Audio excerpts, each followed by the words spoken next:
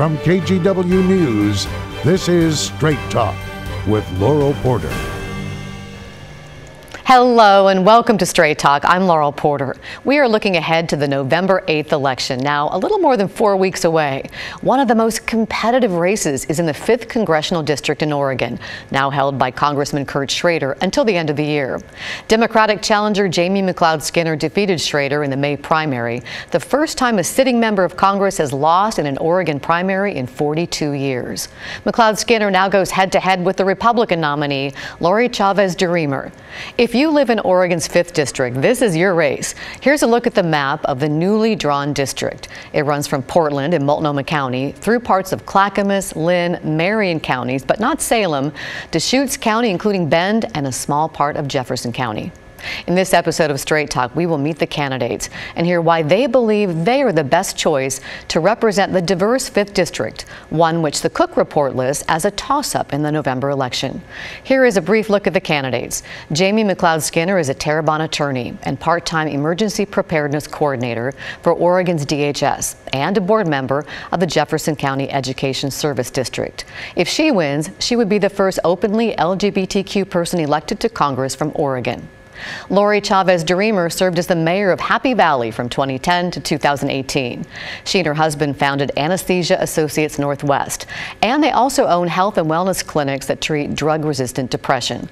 Lori works as the marketing director. Chavez-DeRemer is one of 2 women on the November ballot, along with Andrea Salinas in the 6th District, who could become the first Latina elected to Congress from the state of Oregon. In the coming weeks here on Straight Talk, we've given the candidates a choice to appear together on the show or separately. In this episode, you'll hear from them in separate segments. And we begin with Lori Chavez-DeRemer. Welcome to Straight Talk. What a pleasure to have you here. Oh, thanks, Laurel. It's a pleasure to be here.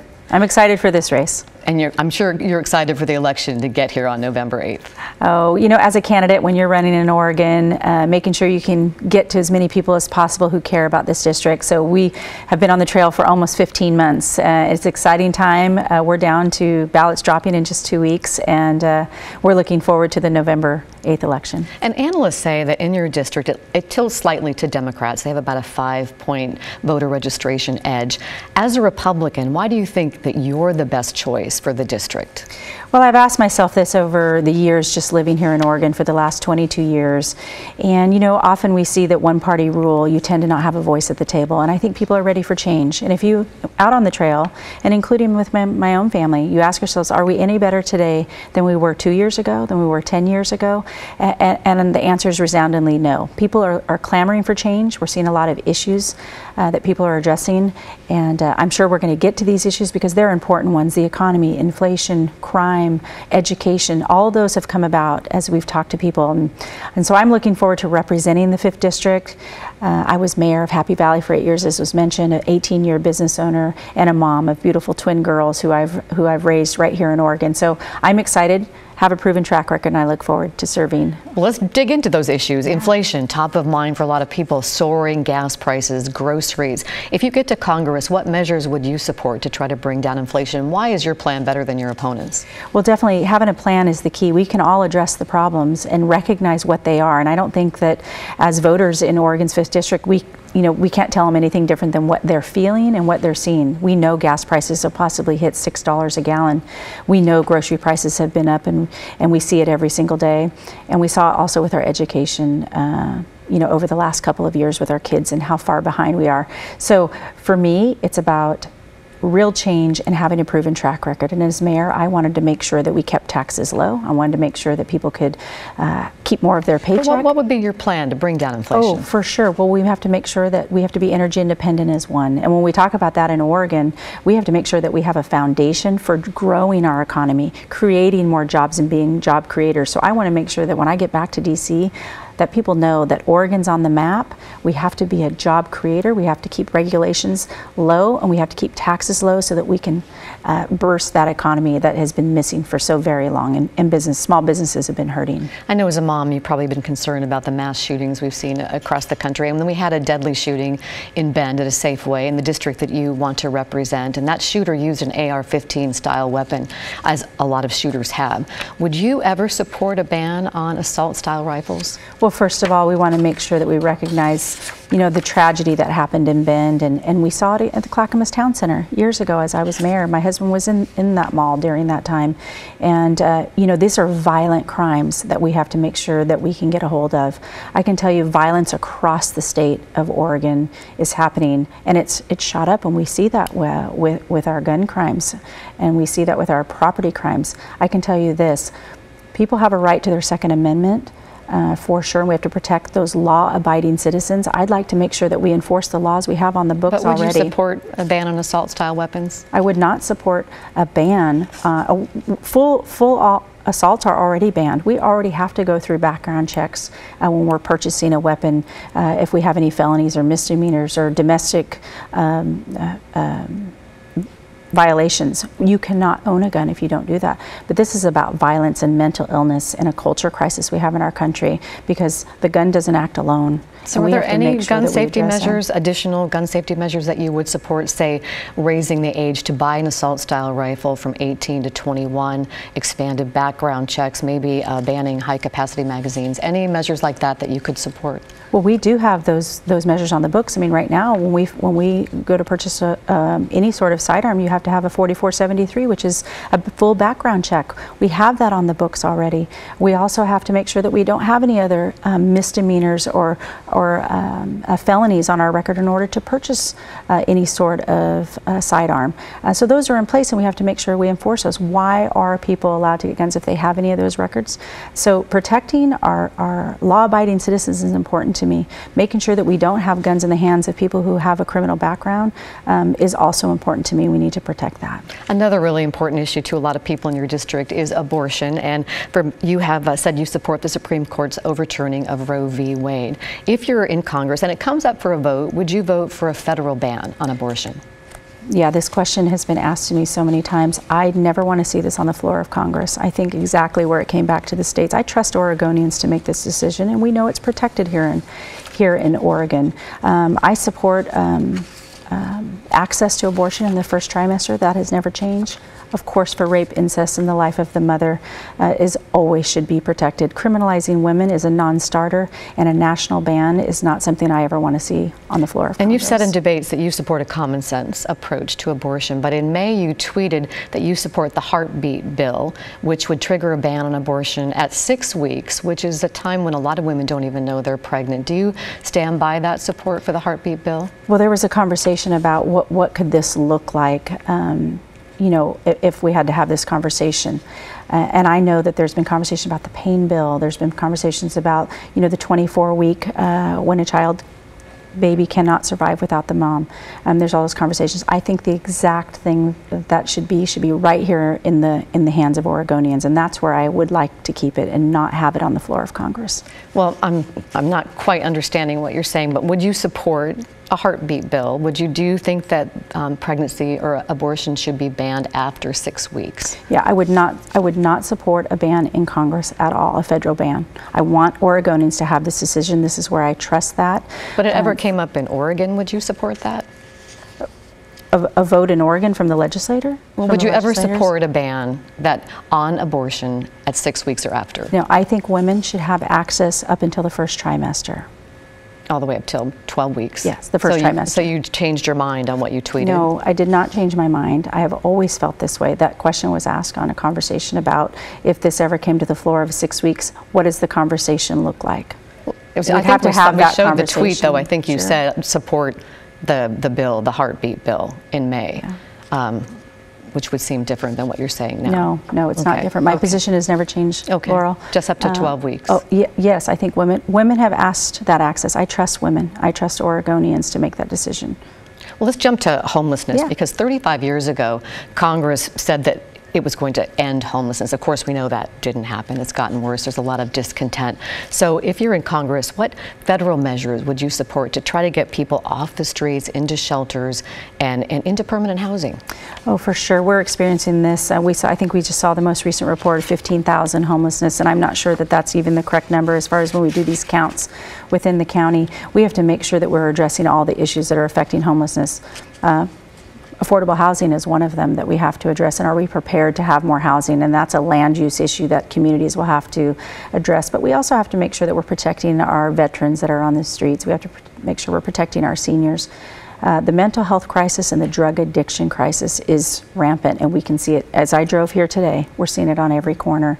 And it's not only not good for our community members, watching them die on the streets. I don't know who would stand for that, but we have to also ensure that we can get the criminal element away from that as well. So we have to secure that southern border so fentanyl is not infiltrating our streets and killing our family members or our community members. And we have to make sure that we can make sure there's enough resources for our public safety officers to be out on the streets and address that criminal element of that. We cannot have the catch and release program, the no cash bail, when there's a criminal element that is not only affecting everyday Oregonians, but it's affecting our businesses, it's affecting everybody, and we can see it with our own eyes. Defunding the police is not something I would ever stand for. Opponents have said, your opponents have said, that you represent the far right of the Republican Party, the America First agenda. You be a rubber stamp for that part of the party. Where do you see yourself fitting in with the Republican Party? Oh, exactly. It's such nonsense when I hear that. For 22 years I have lived here in Oregon. I've been a mayor, a nonpartisan mayor for a fastest growing city in Oregon, and making sure that we address all the issues and bring people together. Anybody who knows me, has ever worked for me, knows there's no far right to me. I see myself as a Main Street girl. I see myself as a Main Street mayor, a Main Street congresswoman, to get things done, be pragmatic and thoughtful, get everybody at the table, identify the issues, remove barriers, and try to get to yes for Oregonians and the American people. Would you be willing to reach across the aisle and work with your Democratic colleagues from Oregon, like Congresswoman Bonamici, Congressman Blumenauer, who I think represents the district that you currently live in? Do you see yourself working with them on measures, and what sort of measures could you work together on? Absolutely. Well, again, we just identified some of the most, the biggest issues: inflation, the economy. We're talking about homelessness. We're talking about drug addiction. We're talking about public safety. We can't do it alone. We know that we represent all Oregonians. Even if we live in the 5th or the 3rd or the 4th, we have to work together, and I have a proven track record of doing so. Oregon has an important voice. This is our state to protect, and I want to work with anybody who wants to work with me as well and solve some of these issues. They're very important. We're almost out of time, but I want to give you about 30 seconds to leave voters with a final thought. For sure. Thank you so much again. We've worked hard on this campaign. We've heard the issues. I asked voters, are they any better today than they were 2 years ago or 10 years ago with one party rule? I can tell you the best solutions come out from a complete table with everybody who has a voice. So I'm looking forward to come and to my website, LoriChavez-DeRemer.com. I know you all have it up on the screen, but this is an important race. Ballots drop in less than 2 weeks. This is going to be a referendum and a choice vote this election to change the direction of Oregon and to change the direction of this country. Well, Lori, we really appreciate your coming here on Straight Talk. And as Lori mentioned, if you want to find out more about her positions, you can visit her website at LoriChavez-DeRemer.com. You see the spelling there. And next up, we'll talk with Chavez-DeRemer's opponent, Democrat Jamie McLeod-Skinner. We're back in 2 minutes.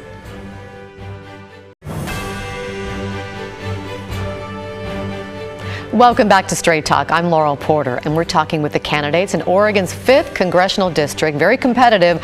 We heard from Republican Lori Chavez-DeRemer in our first segment. Now we welcome Democrat Jamie McLeod-Skinner. Welcome back to Straight Talk. It's nice to see you here in person. Yeah, it's so good to see you again. Thank you so much. And you've told me that you're not just a Democratic nominee. You have other endorsements. Oh, also nominated by the Independent Party of Oregon and also the Working Families Party of Oregon, as well as tons of endorsements across the political spectrum. But yeah, in terms of the formal nomination, it's the Democratic, the Independent Party, and the Working Families Party. Well, let's talk a little bit about your district and some polls, because the Clout Research poll that Republicans, I think, were sponsoring said that you're behind by about 10 points. But more neutral polls say it's too close to call.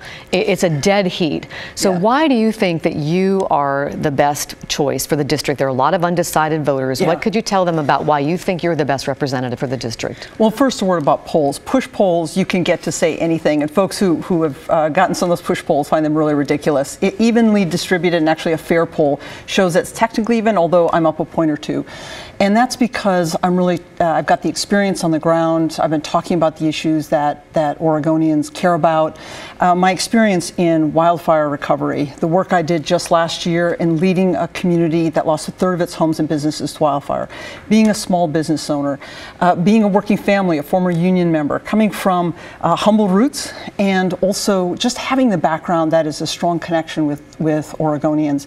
Also on issues like choice, and I know recently my opponent's been swapping her what she's saying about herself and her view on that, but that's a really core issue for Oregonians as well. So it's the experience, it's the serious leadership, it's the track record, and a commitment to protect, to not just work on helping our economic issues, being able to address climate issues, but also protecting our democracy.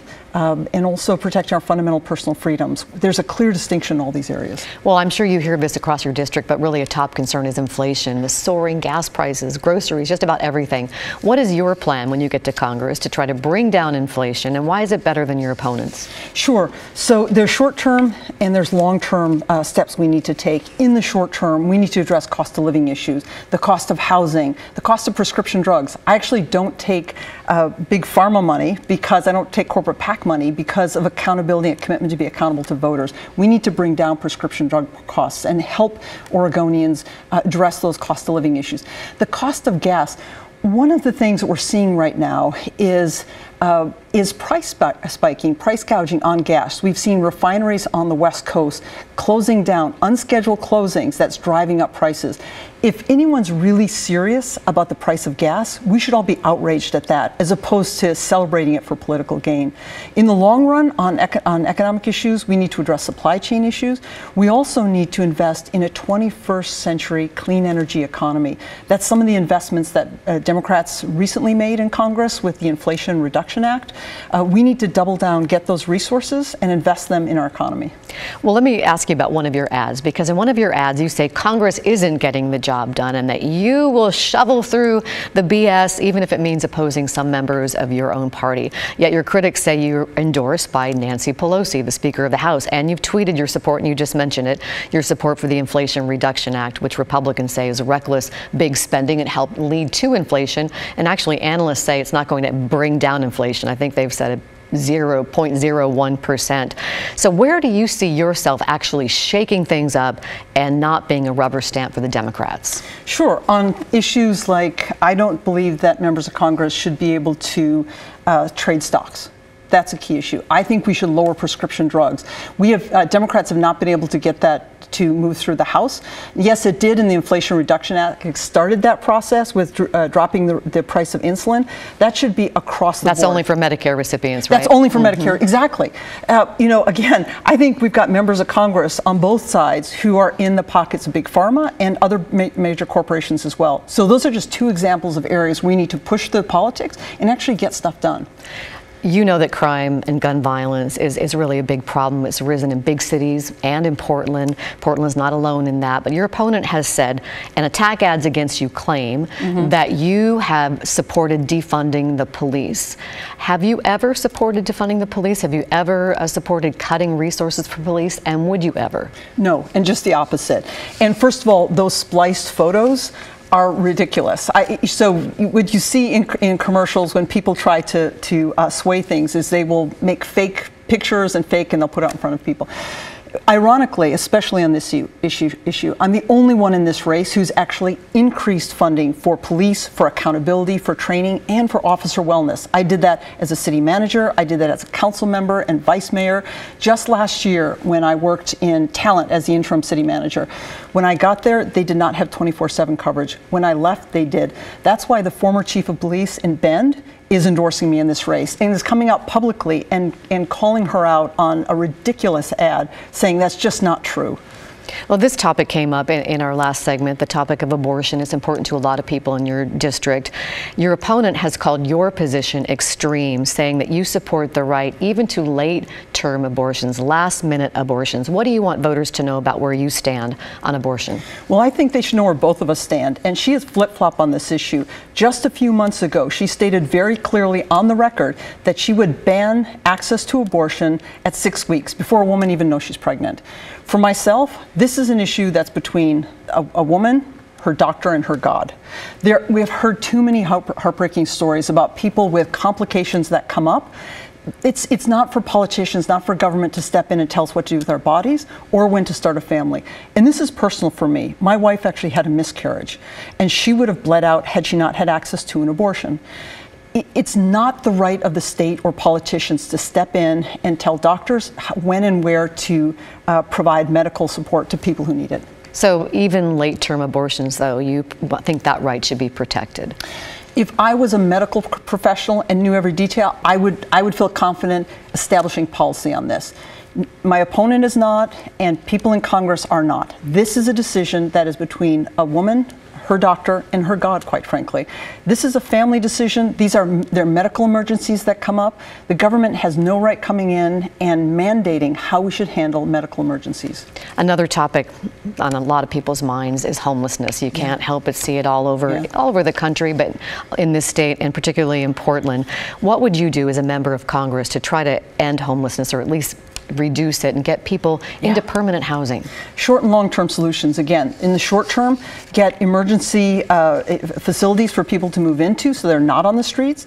Provide those basic wraparound services of addiction care and mental health care.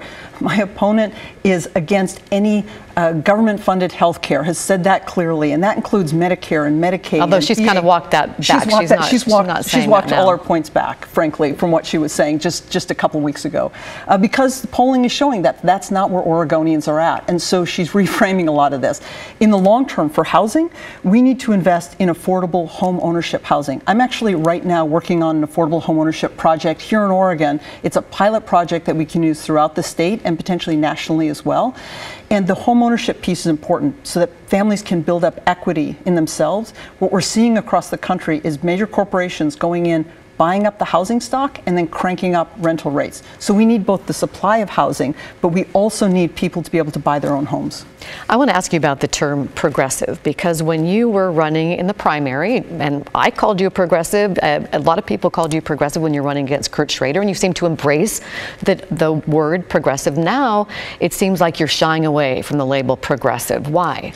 Here's the bottom line. It's about issues, and it's about what we're trying to get done for Oregonians. So I can tell you, I've driven thousands of miles across our state, across the district. I've had thousands of conversations. Bottom line is, regardless of party affiliation, we all want to be able to put a roof over our head and food on our table. We want opportunities for our kids. We want health care for our families when they're sick. We want safe communities. We don't want our homes burning down. We don't want our family farms going under. When you talk to conservatives about those issues, they consider it conservative. When you talk to moderates about those issues, they think it's a moderate issue. When you talk to progressives about those issues, they think those are progressive issues. Those are the issues and the solutions I want to find. And I've got experience working in so many of those areas. And so, as I've said back in the primary, actually, when I was asked about this, I said, these are the problems I want to solve. Call it what you want and sign me up. I don't care what you call it. I don't care what you call me. I identify as an Oregonian who's trying to get things done for my fellow Oregonians. So you would still embrace the term progressive? I will call me what you will, but it's about issues. And I think people try to get into political boxes and political silos on that. That's part of the problem of our politics. Go back to gas prices. Why isn't everyone outraged that we're seeing price spiking right now of gas prices? Those gas price spikes are hurting everyday working Oregonians. So why shouldn't they be outraged at that? That should be a conservative issue, a progressive issue, a moderate issue. But people are refusing to talk about the issues and trying to put labels on. Again, call me whatever you want to call me, but I'm trying to work to solve problems for Oregonians. We're almost out of time, but I want to give you about 30 seconds to give a final pitch to voters, our viewers tonight. Yeah, the bottom line is we need someone who has experience working across the divide. I do that all the time in Central Oregon. That's how I've been successful. I've been in the minority for much of my career and still been able to get things done because I work well with others, because I bring people together to create solutions. I'm focused on protecting our democracy. We didn't talk about January 6th and the concerns of the insurrection and how we need to protect our elections and actually acknowledge when people win elections. We need to protect our fundamental personal freedoms. We need to also make sure that we're addressing the economic issues. And we need to address the climate crisis, wildfire, flooding, drought, all those things that Oregonians are struggling with. Let's stop talking about political buzzwords and start talking about solutions. Well, Jamie McLeod-Skinner, thank you for joining us. If you'd like to find out more about where Jamie stands on the issues, you can check out her website, jamiefororegon.com. My thanks to both candidates for joining us, and thank you for watching. Join us next week when our guests are the candidates in Oregon's newly created 6th Congressional District, Andrea Salinas and Mike Erickson. We'll see you next week for Straight Talk. Have a great week.